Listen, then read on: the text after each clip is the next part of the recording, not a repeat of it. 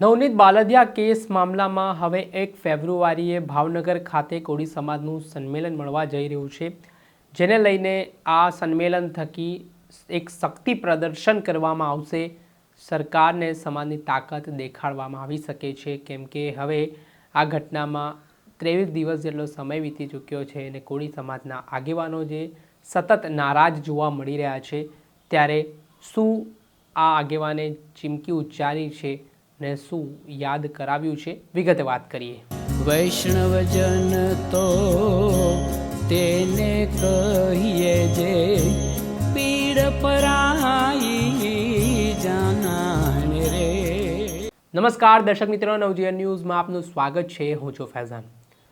આજથી થોડાક સમય અગાઉ ભાવનગર જિલ્લાના બગદાણા ગામમાં કોળી સમાજના આગેવાન નવનીત બાલદિયા પર જે હુમલાનો બનાવ બન્યો હતો, તેમાં અત્યાર સુધી એસઆઈટીએ 13 જેટલા આરોપીઓની ધરપકડ કરી છે, પરંતુ આ કેસમાં માયાભાઈ આહિરના પુત્ર જયરાજ આહિર પર નવનીત બાલદિયા ગંભીર આક્ષેપો લગાવી રહ્યા છે ને થોડા દિવસ પહેલા એસઆઈટી દ્વારા આ મામલે સમન્સ પાઠવીને જયરાજ આહિરની પણ પૂછપરછ કરવામાં આવી હતી। ત્યારે બીજી તરફ એસઆઈટીની કામગીરીથી નારાજ થઈને કોળી સમાજ છે તેમના દ્વારા કોલ આપવામાં આવ્યો છે। આગામી 1 ફેબ્રુઆરીએ ભાવનગર ખાતે એક કોળી સમાજનું સંમેલન મળવા જઈ રહ્યું છે। આ સંમેલન થકી શક્તિ પ્રદર્શન કરવામાં આવશે। સરકારને યાદ અપાવવામાં આવશે કે કોળી સમાજની જે વસ્તી છે, જે જનસંખ્યા છે ને આજે આટલી જનસંખ્યા છતાં ન્યાય માટે વલખા મારવા પડી રહ્યા છે, તેને લઈને ક્યાંક ને ક્યાંક કોળી સમાજના આગેવાનોની નારાજગી પણ જોવા મળી રહી છે।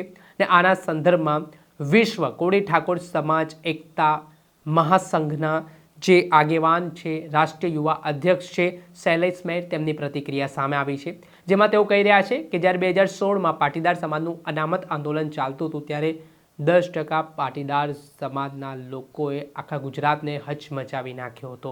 જે રીતે ઘટનાક્રમમાં જે સત્તા પક્ષ હતા તેને નુકસાનીનો સામનો કરવો પડ્યો હતો, ત્યારે તેમણે કોળી અને ઠાકોર સમાજની સંખ્યા છે તે ગુજરાતમાં 44% છે ને જો ન્યાય નહીં મળે તો સરકાર પરિણામો માટે તૈયાર રહે તેવી ચીમકી પણ ઉચ્ચારી છે। શું કહી રહ્યા છે આ મામલે? પહેલાં તો વિશ્વ કોળી ઠાકોર સમાજ મહાસંઘના રાષ્ટ્રીય યુવા અધ્યક્ષ શૈલેષ મેર, તેમને નમસ્કાર મિત્રો, હું છું શૈલેષ મેર। સૌ પ્રથમ તો જે આપણે નવનીતભાઈના ન્યાય માટે જે ન્યાય સભા રાખવામાં આવી છે ભાવનગરના કુંભારવાડા વિસ્તારની અંદર તારીખ 1/2/2026ના રોજ, તો દરેક લોકોએ અવશ્ય ત્યાં પધારવું। મિત્રો, હવે આપણે એક મુદ્દાની વાત કરશું કે મેં પણ પહેલાં કીધું હતું કે સમન્સ પાઠવવાથી કંઈ થતું નથી, ખાલી માત્ર ને માત્ર પૂછપરછ કરવામાં આવે છે અને આપણે જોયું પૂછપરછ કરી તેની કોઈ ધરપકડ કરવામાં આવતી નથી અને જયરાજ આહિરને ત્યાંથી મુક્ત કરી દેવામાં આવે છે। હવે મિત્રો, આપણે હતાશ થવાની કોઈ જરૂર નથી। કેમ હતાશ થવાની જરૂર નથી? મિત્રો, આપણે કીધું હતું આપણી પાસે પ્લાન બી પણ તૈયાર છે અને એ હવે તમને પ્લાન બી શું છે એ જણાવવા જઈ રહ્યો છું। મિત્રો, આપણને યાદ હોય 2017ની અંદર 2017ની પહેલાં પાટીદારોએ અનામત આંદોલન જ્યારે કરેલું, ત્યારે તમને યાદ હોય કે ભાજપને ફાંફા પડી ગયા હતા, જ્યારે પટેલ સમાજની 10% વસ્તી હતી, છતાં ભાજપને ફાંફા પડી ગયા હતા જીતવામાં।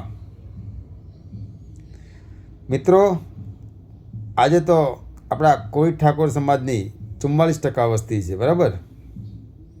અને તમને યાદ હોય ચિરાગભાઈ ઝાલાએ કીધું છે કે તમે સત્તા પક્ષમાં આવો, ન્યાય તો આપણે ફરીથી આપણે ફાઇલ ખોલાવીને લેશું, કારણ કે અત્યારે આપણી સત્તા નથી,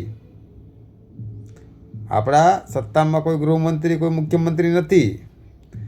મિત્રો, આજે ન્યાય છે ને વેચાય છે, ન્યાય વેચાય છે અને આજે જે આ ન્યાય છે ને આપણો એ વેચાઈ ગયો છે, એટલે આપણને ન્યાય મળ્યો નથી।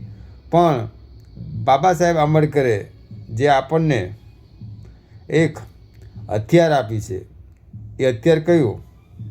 વોટિંગ પાવરનું. તો મિત્રો હવે વધારે કંઈ આગળ રહ્યું નથી. 2026 તો ચાલી રહ્યો છે. 2027ની અંદર ફરીથી ચૂંટણી આવી રહી છે.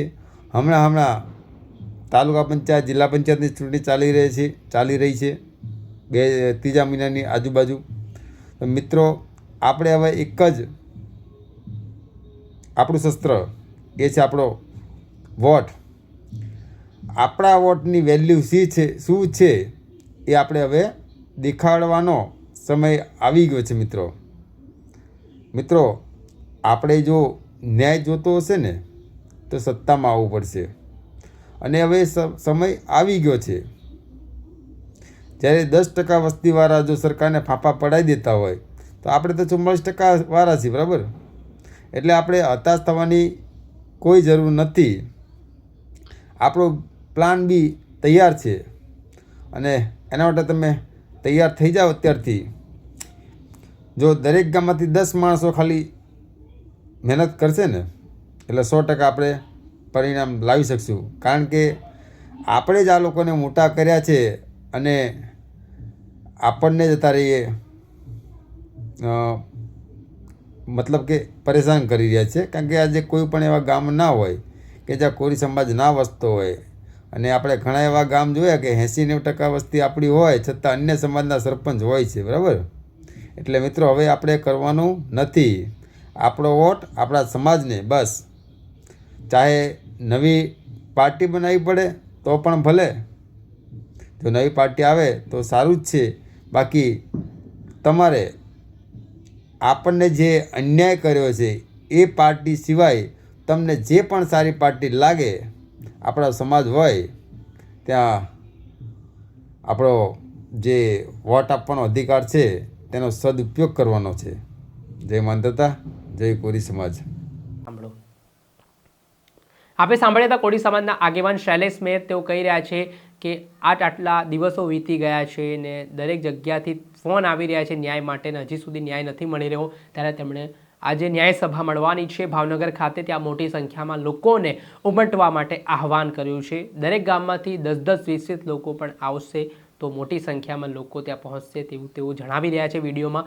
ત્યારે હવે આ જે સંમેલન મળવાનું છે તેનાથી તપાસ કઈ દિશામાં જાય છે ને હવે આનાથી સરકાર પર કેટલું દબાણ બને છે તે આવનારો સમય બતાવશે.